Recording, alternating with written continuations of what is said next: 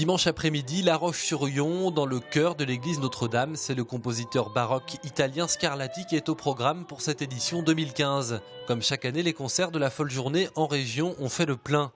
Et l'église Notre-Dame n'échappe pas à la règle. Il faut dire qu'avec des billets compris entre 2 et 14 €, les prix sont plutôt accessibles. C'est intéressant parce que c'est pas cher.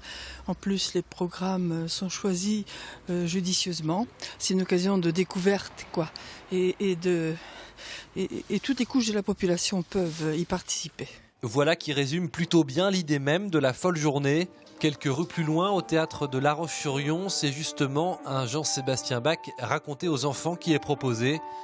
Les concerts famille, un rendez-vous incontournable où les plus jeunes font l'objet de toutes les attentions.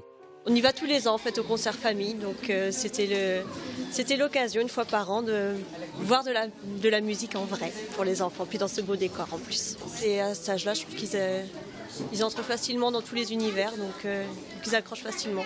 Plus de 6000 places vendues à Chaland, comme ici sur ces images, tournées dimanche après-midi au Théâtre du Marais. Plus de 5000 billets à Fontenay-le-Comte et plus de 7700 spectateurs à La Roche-sur-Yon. Le cru 2015 de la Folle Journée a donc tenu toutes ses promesses pour les organisateurs, au premier rang desquels son fondateur, René Martin, qui espère voir cet événement se développer dans les années à venir.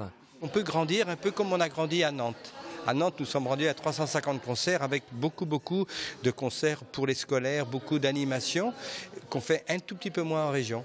Mais au fur et à mesure, on sent vraiment qu'il y a une espèce d'enthousiasme très fédérateur au niveau de la région et donc ça va nous permettre sûrement de grandir.